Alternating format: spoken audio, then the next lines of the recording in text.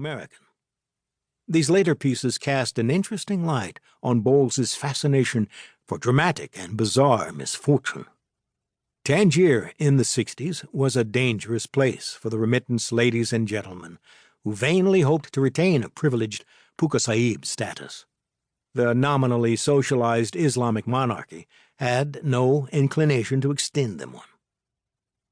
Bowles was a contradictory and eccentric figure, possessed nonetheless of an old-fashioned reticence and discretion. His autobiography is a fine chronicle of the post-war musical and literary world.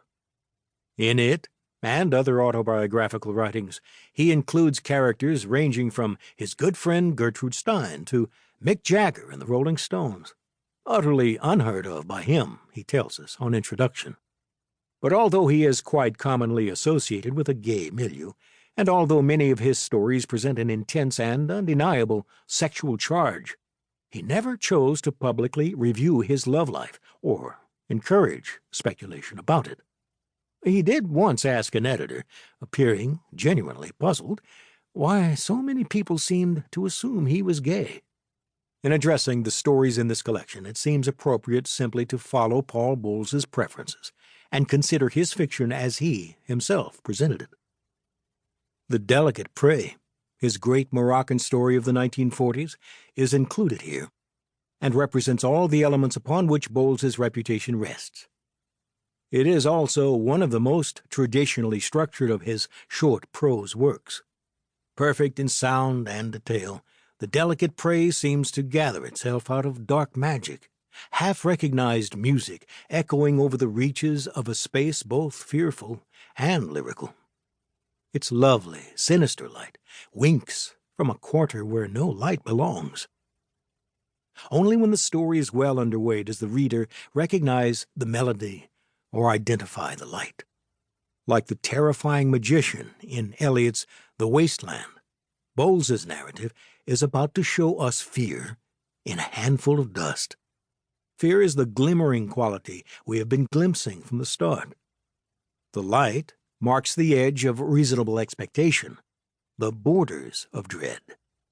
They have been there, at hand, all along, and they have been much closer than we had allowed ourselves to suspect.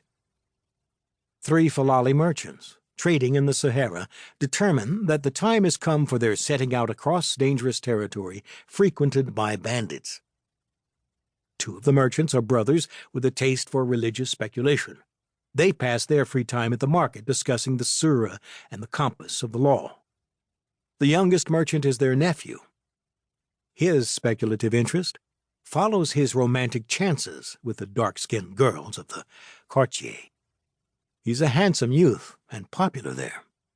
Hence he's not pleased to hear he'll be exchanging the carpeted tents of the women for weeks of desert encampments. Setting out across the desert, the 3 are accosted by a man of the Munguri tribe. The Munguri asks to travel in their company. The Falali merchants agree.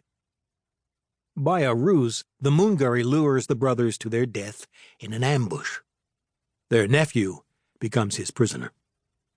At just this point in the story, the margins of safety, reason, and reasonableness are passed. The unfortunate prisoner knows to expect anything under the terrible sky of this wilderness to which he has been carried by treachery.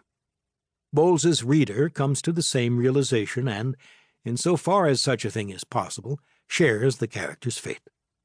To thrust the fortunes of a fictive creation upon the reader in the most intense manner possible is, of course, the fundamental goal of fiction. In this matchless classic story, with its lovely structure and delectable sound, Bowles does it as well as it has ever been done. Similarly, in the story A Distant Episode, the reader is compelled to share both the foolishness and insight of the singularly luckless European professor. Whatever part Paul Bowles may have given away to the competition, it was not psychological acuity.